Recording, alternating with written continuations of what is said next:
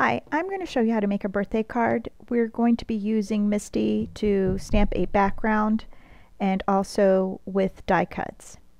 So I've taken a half sheet of craft cardstock from Paper Tray Ink. I've scored it and folded it in half, and you want to score it really well so that it doesn't flap up on you. And if you need to, you can also put repositionable adhesive on the inside just to keep it closed, but I didn't have an issue with it popping open or anything like that. I'm going to be using Paper Tray Ink Birthday Fun Background Basics, and with this stamp you could stamp it once or multiple times in order to create your background. And I'm just trying to pick a spot on MISTI to just make sure that I'm able to walk my paper up. And I fiddle with this for a while, and I'm sorry, but I'm a bit of a perfectionist, and I like to have things straight, and so I try a couple of things. And I think if you have like a protractor or one of those little triangle rulers from school, that you would be able to use that to push your stamp up. That way you can line it up. And I'm trying to use a ruler, but it kind of wiggles, and so I eventually give up with the ruler and just end up tilting MISTI up.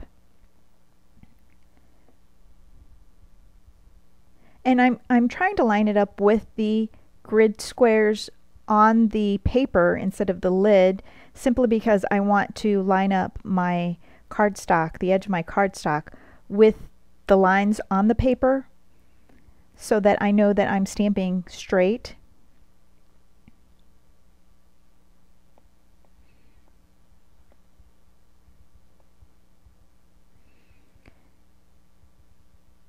And I'm just picking up my stamp with the lid. And because there's no ink on the stamp, it does kind of cling to the paper, so you just kind of have to readjust your magnet in your paper. And I am stamping it with craft ink first, and that way I know where I can move my card just to line it up. So once the image is on the grid paper, I'll be able to tell where I need to lay my cardstock as I walk it up the stamper. And so now I'm going to clean off my stamp with a baby wipe. And then I'm going to use the stamp scrubber from Close to My Heart, and I'm just showing it to you here in case that you're wondering. It's just a little bitty stamp cleaner, and it has these bristles, and those bristles will catch the lint from the baby wipe that it leaves behind. And I just found that it's really helpful that the baby wipes, they sometimes leave the little lint behind, and then you ink it, and then you get these little lint marks on your stamped image. So I'm using a magnet just to kind of hold the paper down, and I'm just inking up with Versamark.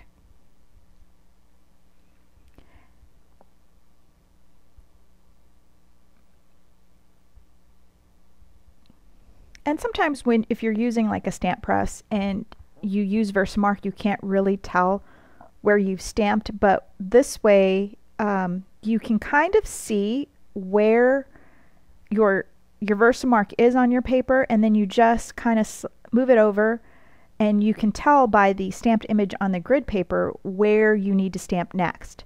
And that's why I stamped on the grid paper first. And I'm also just trying to move the paper off to the side just so that it doesn't repeat the exact same pattern. That way it looks like different script.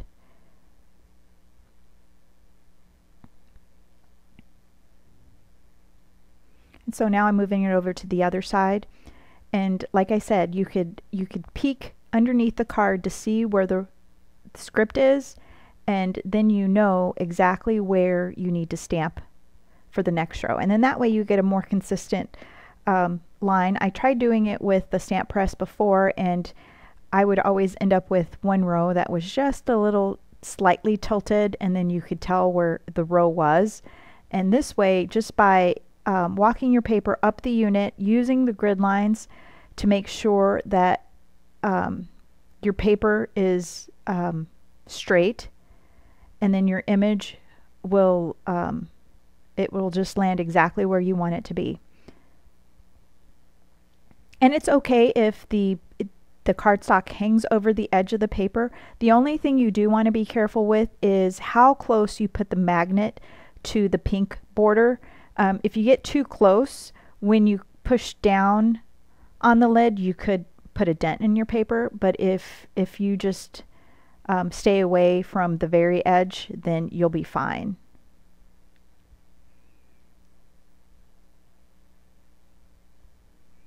And this is the last row, and I tried to plan it so that it would hang off the edge on both the top and the bottom.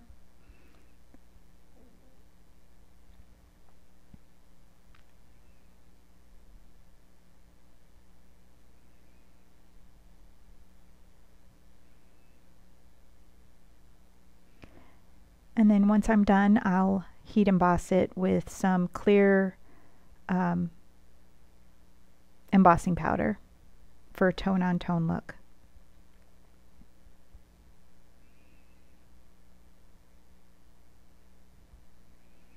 I'm just using my heat gun to set the powder.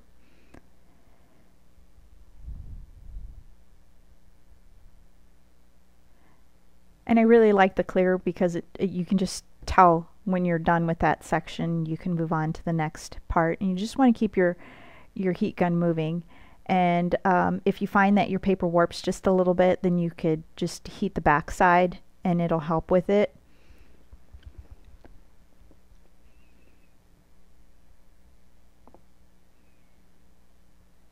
And there you can see that you can't even tell where each section begins.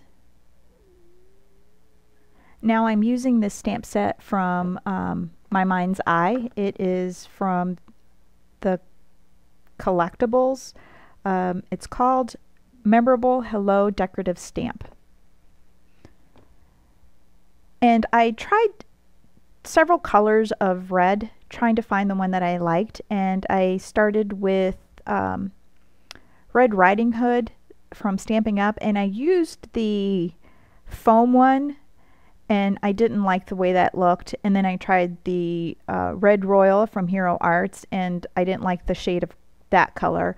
And then I went back to the original Stampin' Up Red Riding Hood before they changed their pads, and I seem to like those better than the new foam ones. I feel like the foam ones are splotchy most of the time, and I end up just using the felt pad, and it's my favorite shade of red.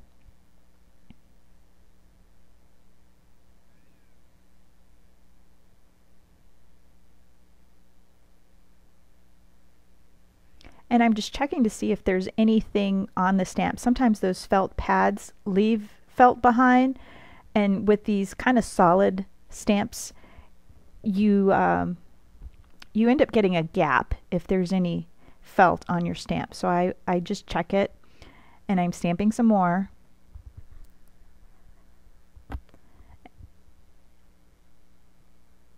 And then I'm checking it one more time. And you want to make sure that you have your paper in that bottom corner, so in case that you need to re-ink, you can. And I kind of decided that I wanted a deeper red,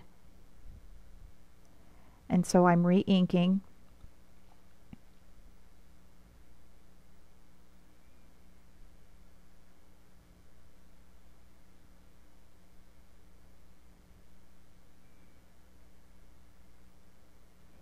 And I thought that it was kind of splotchy on the top, and so I did it a third time, and it stamped exactly in the same spot. And you can't even tell I did it 3 times. So now I am going to be making some balloons, and I am using the Paper Tray Ink birthday style stamp set. with the coordinating dies. And what I did was I cut out my balloons with my Sizzix, and I also saved a negative cut. And I'm cleaning the stamp really well because it's one of these solid stamps, so you want to make sure you get everything off or you'll get a funny stamp. And I'm stamping up the curry color, the crushed curry. And I've stamped it onto my grid paper because I'm going to take that negative cut and I'm going to line up the image, so that way when I drop the die cut in there, it'll stamp in the middle. And I'm just getting a little piece of washi, that way it doesn't move on me. You could adhere it down onto your grid paper, but I typically don't die cut in the middle of a piece like that. I'm very conservative with my paper, but I just, for demonstration purposes, it was just easier to leave it like this.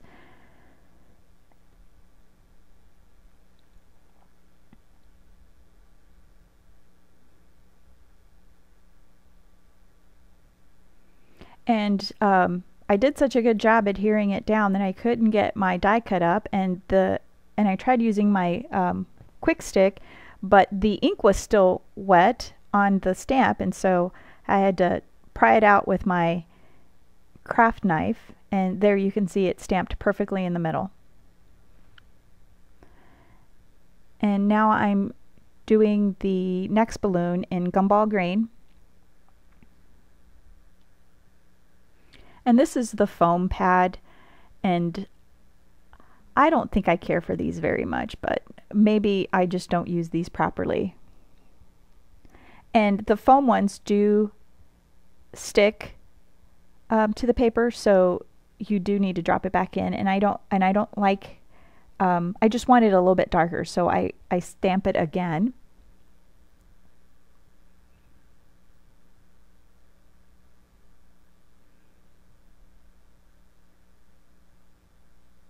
And I like that much better. When they do stamp well, I do like the intense color that you get, but it just seems like I struggled to get a good impression the first time with the new ink pads. So maybe I'll just learn to love them. And I want this to be a little bit deeper since the green one is deeper.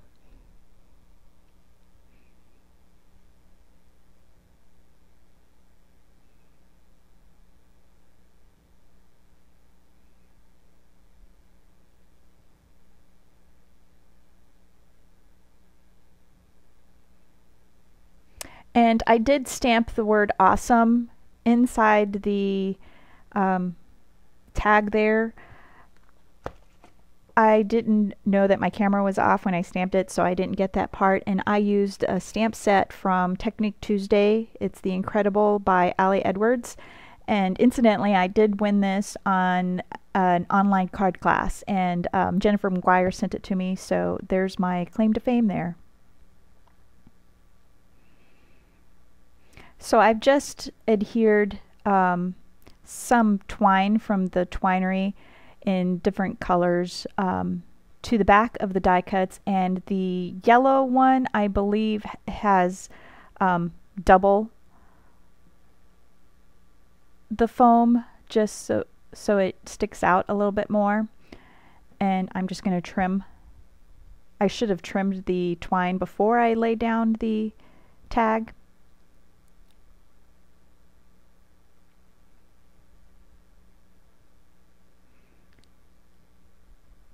Thanks for watching.